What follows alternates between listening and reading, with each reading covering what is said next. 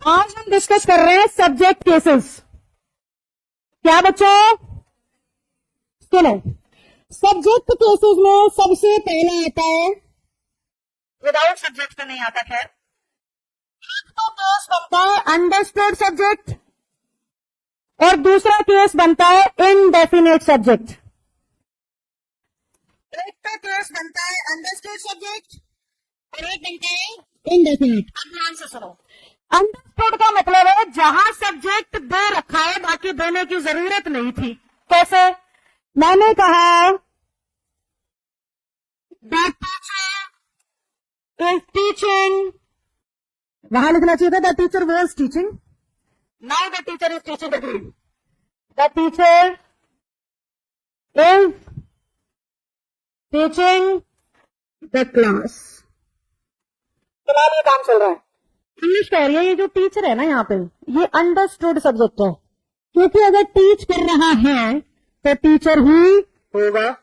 चोरी कर रहा है तो, अरेस्ट कर रहा है तो, केस लड़ रहा है तो, जहां एक्शन बता दे कि करने वाला कौन है, उसे अंडरस्टूड सब्जेक्ट कहते हैं। तो ऐसे में क्या करना है, इन्हें लिखने की कोई जरूरत, बाकी सारे रूल्स हैं।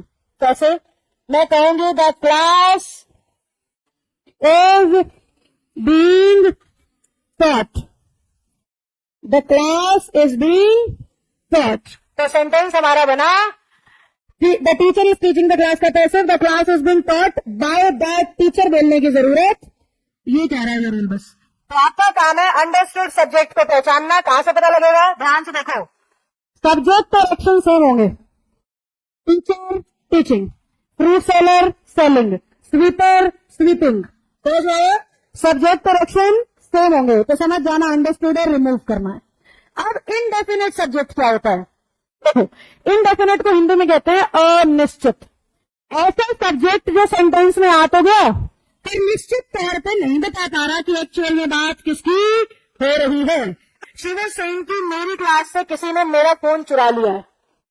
फोन चोरी हो गया उस बच्चे का, तो ये कह रही थी कि किसी ने मेरा फोन चुरा लिया। अब ये किसी ने, मैं उसको नहीं पता ना कौन है सब्जेक्ट, और उसने दिखा तो दिया उसकी जगह someone has stolen my phone. तो समवन को इंग्लिश कहेगी कैसा सब्जेक्ट, क्योंकि ये सब्जेक्ट की जगह लगा तो दिया पर निश्चित तौर पे बता नहीं पा रहा उसके बारे में। समझ पाए हम बात को? Someone has stolen my phone को अगर हमने पैसिव करना है